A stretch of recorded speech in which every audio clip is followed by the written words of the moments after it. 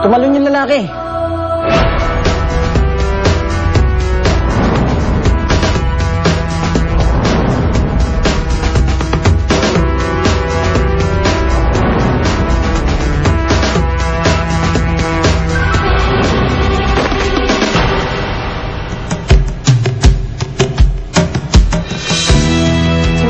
Pasensya ka na kung naabala kita.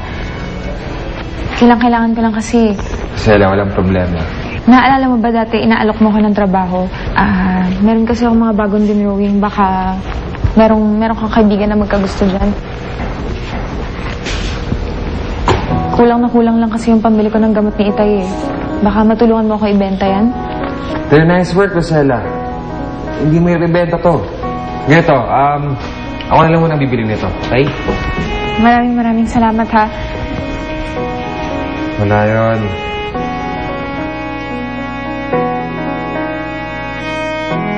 Maraming salamat. Isa pa?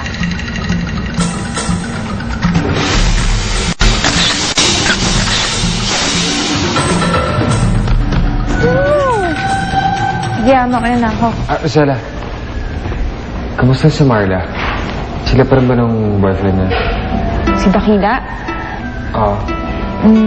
Wala naman ako masyadong nalalaman tungkol kay Dakila eh. Ang alam ko lang galing siya sa malayong lugar.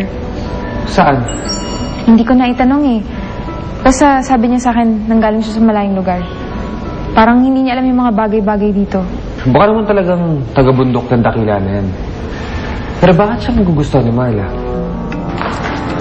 Marla, anong nangyari? Ma, si Machete tumulong sa Alex eh. Pero wala naman sa baba. Sira ulo talaga ng taong babad na yun. Nasa na? Hindi ko nga alam eh. Halika, hanapin natin. Halika, hanapin sa mo.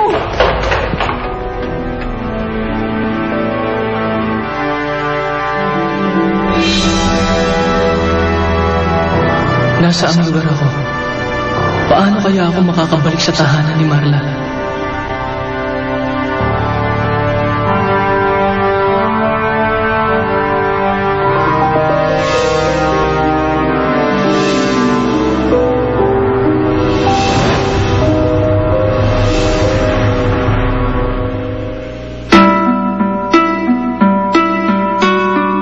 Kailangan ko sumakay doon.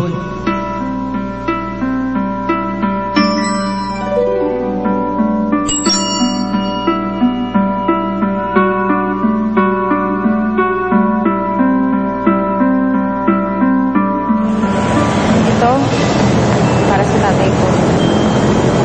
Sana gumaling na siya. Ito, para sa akin. Sana matupad na lahat ng pangarap ko.